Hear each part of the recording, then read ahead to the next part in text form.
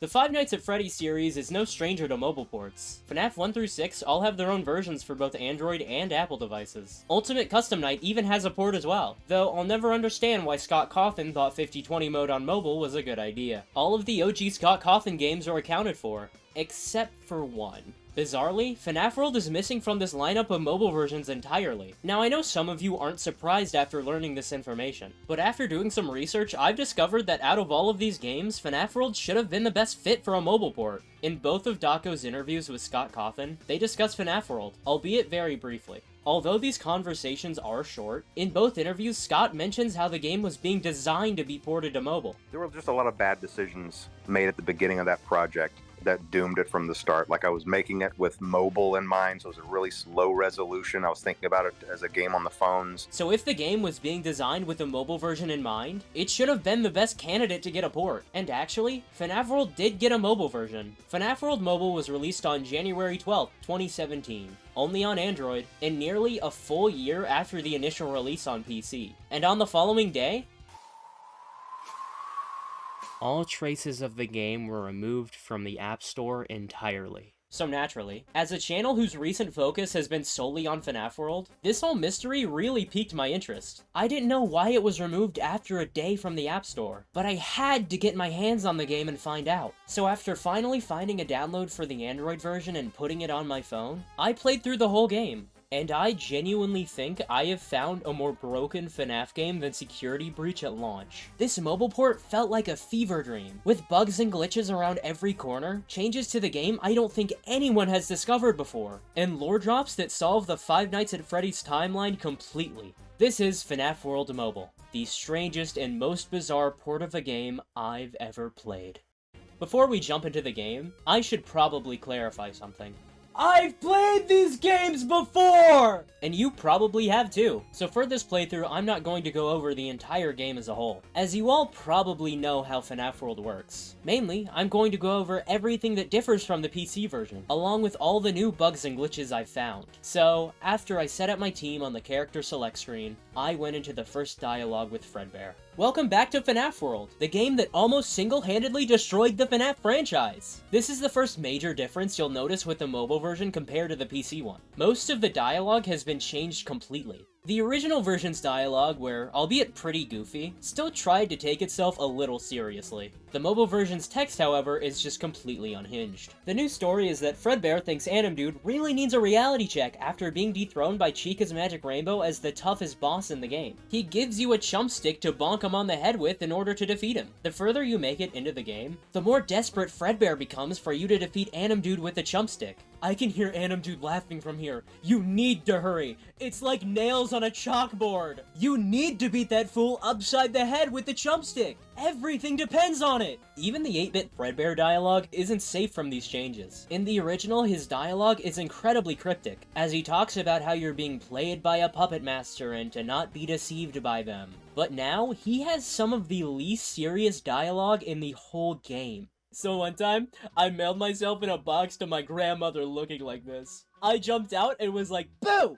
Yeah, rest in peace. I once knew this guy who would put ketchup, mustard, and mayonnaise all on the same plate together. Then he would stir them all up into an orange goo. People like that are the real monsters. Fun fact, did you know that if you took out all of a person's blood vessels and lined them up end to end in a straight line, that person would die? It's true, but what a mess, am I right? Did you know that only 15.3% of the Dapper Waffles viewers are actually subscribed? Please like and subscribe to him. It'd help out his channel a lot. Wow, 8-bit Fredbear, that's incredibly concerning that you suddenly know all this very specific information about me. But also really cool! There's a lot more dialogue changes I could go over, but these are the main highlights. Unfortunately, most of the endings don't have their text changed, with the exception of 2 which we'll go over later. So I spawned into Fazbear Hills, and immediately noticed how the ground tiles are not set up properly on mobile. In this version, there are seams around each of the tiles that make up the overworld if you look close enough. This is probably most noticeable in Dusting Fields, as you can clearly see where the tiles start and end in the ground. Also, because the game is now on mobile, there's now a dedicated map button you can hit get to view the entire overworld. Anyways, I got into my first battle, and immediately noticed that the animations are completely broken. For some reason, your party's idle animation moves twice as fast compared to the PC version. I'm not entirely sure why this happens, but it can create some pretty funny animations. Toy Freddy looks like he's constantly taking a bite out of something, and Phantom Balloon Boy looks like he's about to go 200 miles an hour in a school zone. Also, all of the enemies you face are completely static. They have zero animation whatsoever. This also extends to character encounters, and even bosses as well. They will never move. He's just standing there, menacingly. The two characters that don't have any animations that are broken are Fredbear during dialogue, and specifically Dee of all characters. Not Lolbit, not Mendo, only Dee. A few other glitches I noticed during battles are that when you defeat the last enemy, the victory screen comes in a lot sooner than the PC version. Along with that, sometimes rogue pizza wheels would just come across the screen when I didn't even use the move. Finally, when you defeat a boss, on PC they'll slowly fade away. But on mobile, they don't finish the animation and just kinda chill there. Call me crazy, but something tells me that this game isn't exactly polished in the slightest. So I made my way through most of the game while encountering some very broken looking enemies, and eventually made it to the Pinwheel Circus. At this point, I realized that I was going to have to grind for characters for a very long time in order to defeat the next few bosses. Honestly, I was about to be bored out of my mind. But then, I remembered something. I have free will! I don't have to play this game anymore! I can go do whatever I want. Just a heads up, rent's due in a week.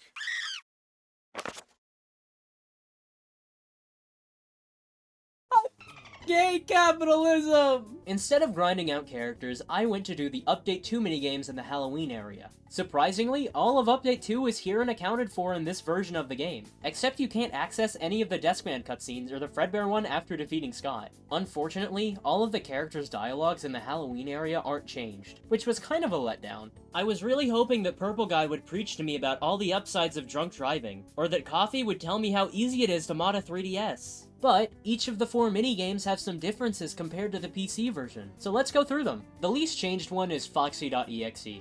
The only difference is that on the third part of the minigame, there's no warp effect put over the screen. Foxy Fighters also isn't changed very much. The main difference is that you're auto-firing as opposed to hitting a button to shoot on the PC version. The dialogue is exactly the same, except for some reason Soldozer's voice doesn't play over his dialogue.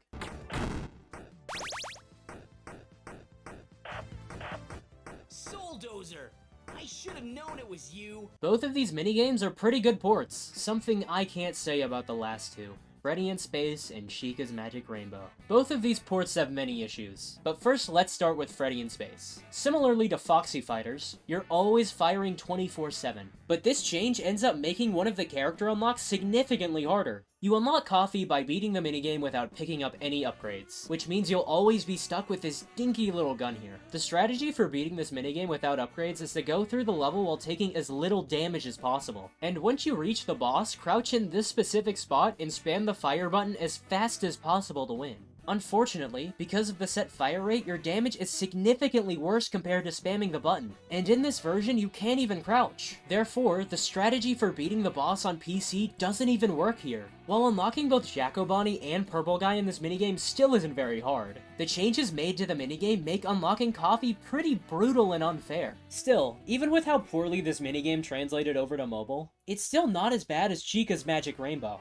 You see, there's just one slight change made to this minigame that makes it a nightmare to complete. On the PC version, while you're in the middle of a jump, you can let go of the jump button to make Chica fall down to the ground early. This allows you to make more precise jumps instead of committing to a full jump every single time. This is not the case with the mobile version.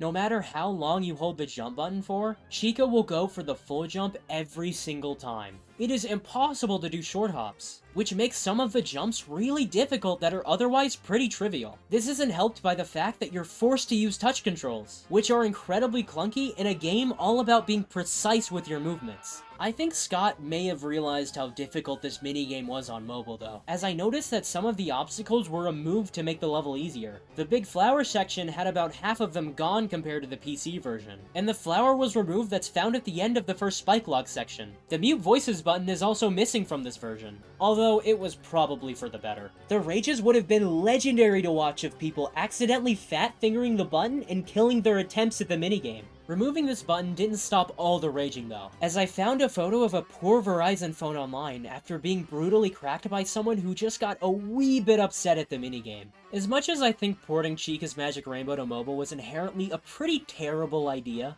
and probably should have caused Update 2 to be left out of this version, I honestly can't blame Scott for keeping it in. I can't even begin to imagine all of the little kids that would have begged him to add Update 2 if it was left out of the mobile port. Please, Scott, I need this! My Update 2 is kinda missing. I just wanna play Chica's Magic Rainbow! Scott, I'm reading your devlog. Why are you trying not to add Update 2, bro? That's disrespectful as shit. I sat and grinded out this minigame for a long time, even though it was really clunky and annoying to play through. But finally, after many failed attempts... Yes! Yes! I finally beat the minigame. But then, I got an idea. I can go faster. I can get Chipper. I can get Chipper. Watch this. Chipper, skip. This is free. This is free. This game's easy. Made by babies. Literal babies.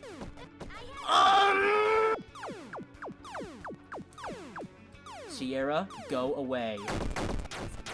What? If these Snapchat nerds don't stop typing, I am going to, like, kill one of them. In Minecraft, of course!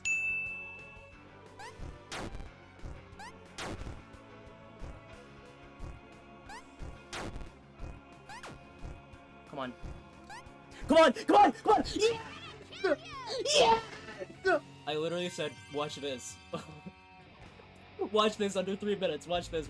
And I hit it. I did it. 258. I had just gotten my first win and unlocked Chipper back to back, after just barely beating the minigame in under 3 minutes. Surprisingly, from what I was able to find, this is only the third documented time anyone has recorded themselves unlocking Chipper on mobile. The first was by the GOAT DJ Sturf, and the second one can be found on speedrun.com. Anyways, with all the Halloween minigames covered, let's get back to the main game. Of course, since we're playing FNaF World Mobile, I instantly ran into even more bugs. I went into the glitch area to get the chip auto shield, and got into a battle. For some reason, none of the enemies in this area have a photo-negative effect. They look identical to the sprites they're mimicking. Something else I found out while playing is that if you get into a character encounter and run from the fight, you instantly unlock them. This means that you could unlock every single character in the game without defeating any of them in battle. This can lead to some pretty weird effects on the game, however. For example, I encountered Withered Chica in Dusting Fields and ran from the battle to unlock her. Not long after this, I got another character encounter, and ran into Withered Chica again, even after just unlocking her. I know one of the core objectives of the game is to find glitches that lead into more glitches,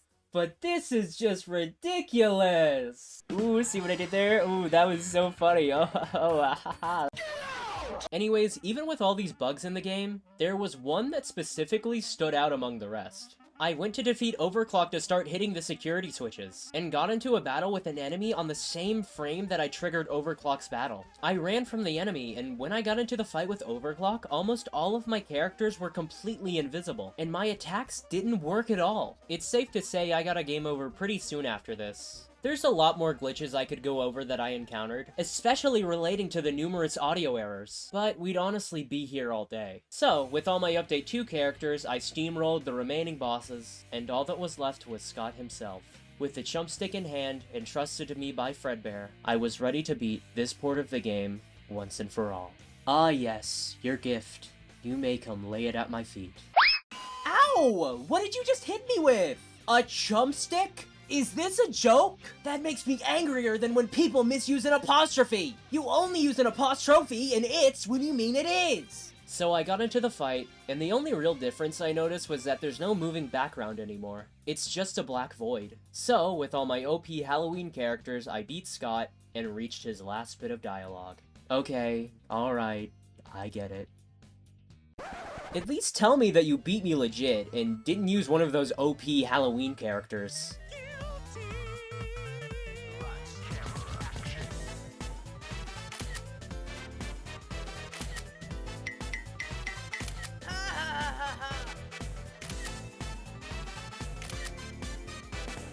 Oh, I mean, I'm melting! I'm melting! What a world! Wait.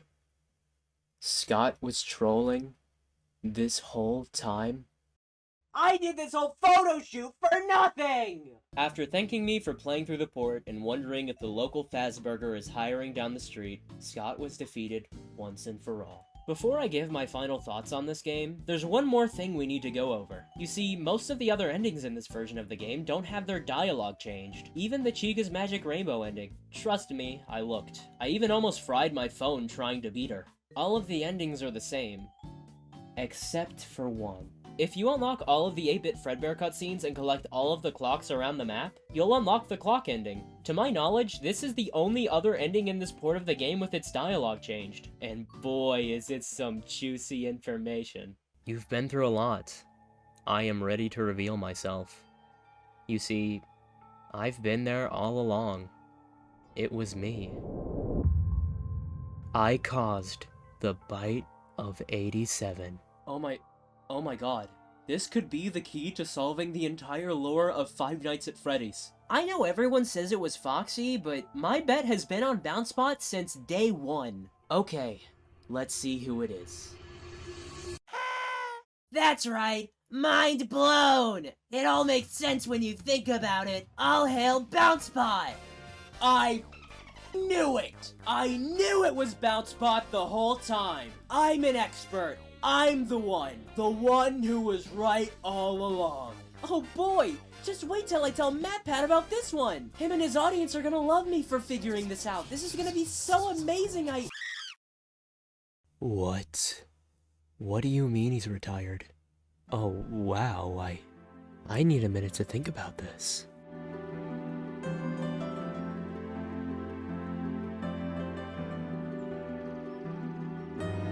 Oh wait, there's no transition in my script from this joke to the last segment. Cool transition, go!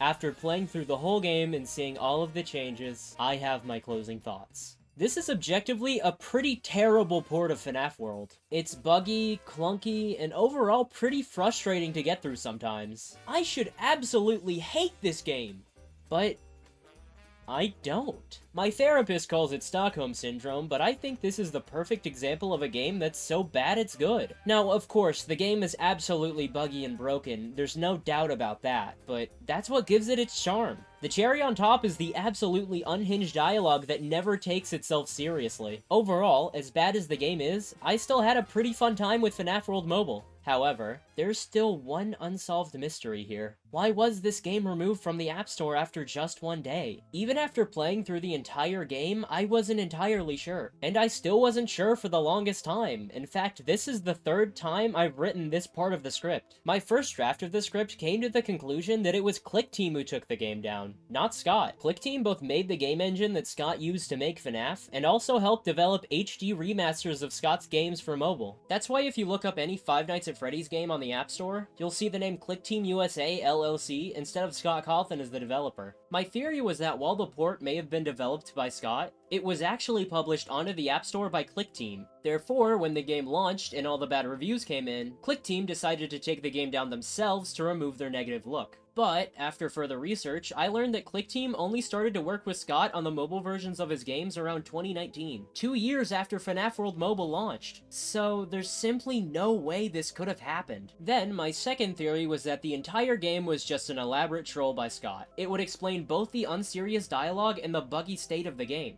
I then went on to state how Scott actually planned to take the game down after a day, as it fit in with a trollish narrative. But then, why would you deceive your audience like this and never release an actual mobile port later? I know Scott has made troll versions of his games before to fool his audience, but it always leads to the actual game releasing not long after. FNaF 3 Troll Edition is a good example of this, as the entire game was made to fool fans that FNaF 3 was leaked onto GameJolt early. But the difference is that eventually, FNaF 3 was actually released. FNaF World Mobile left after a day and has never come back. This leads us to just last night. One of my sources for this investigation was this Reddit post here. It has a link to the sister location Steam community page, and Scott allegedly stated here that FNaF World Mobile would only be available for a few more hours. This community page actually used to be for more information than just sister location, as you can even find an old post about the FNaF movie from 2017 still up to this day. Unfortunately, this Steam community post about FNaF World Mobile seems to be deleted, and you'll find absolutely nothing relating to the port on the page now.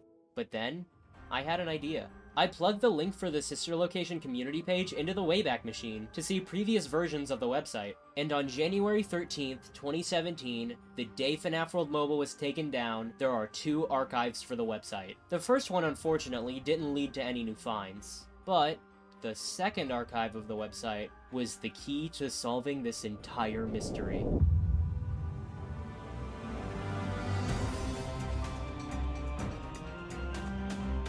On 13 de Janeiro, the archive for the page is in Spanish, Scott released a post clearing up some misinformation about the port, along with providing some new details about what's in store later. Let's read through this section by section, and try to digest the information as we go along.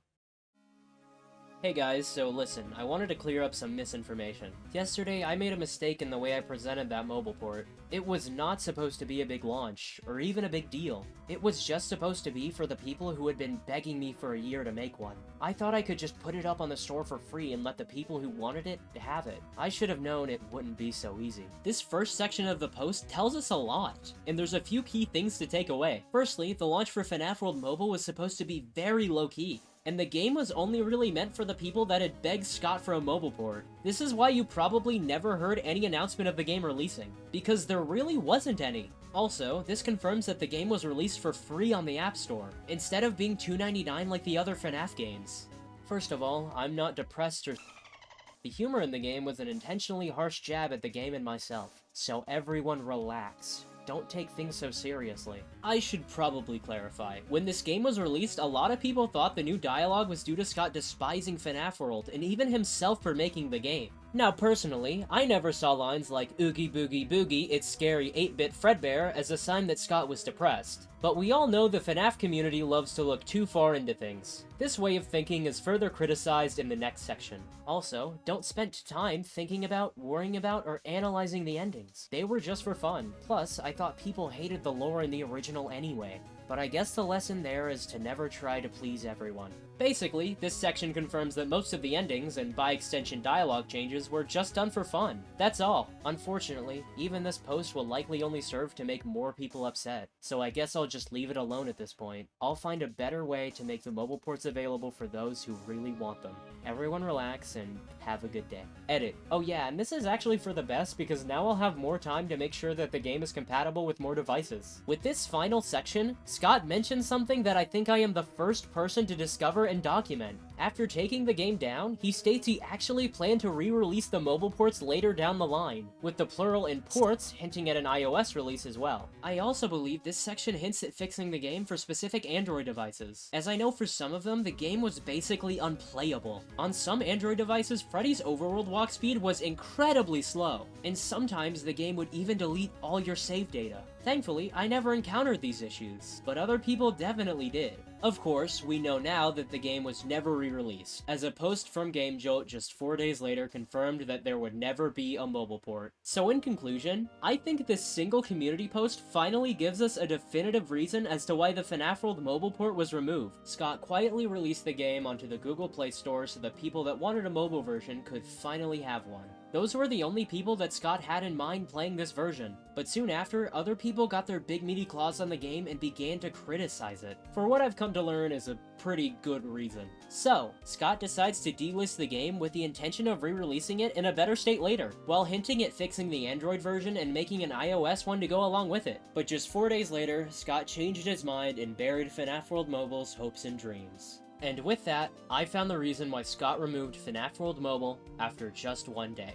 You know, this whole situation is pretty funny to me, honestly. I began this investigation by just emailing Scott why he took the game down, and never got a response. From then on, I believed I would never get an explanation from the man himself, but in a twisted way, I still did. What's even funnier is that I started this video thinking, oh, this will be so simple. All I have to do is just play FNaF World Mobile. How complicated could it be? I could have never imagined this story would end with me finding actual Five Nights at Freddy's Lost media by Scott Cawthon himself. I'm super excited to finally share this amazing find with you all. I'll put the entire post on screen in case the Wayback Machine archive goes down for some reason. Thank you all so much for watching through this whole video. I really appreciate it. Be sure to like, comment, and subscribe, and I'll see you all next time.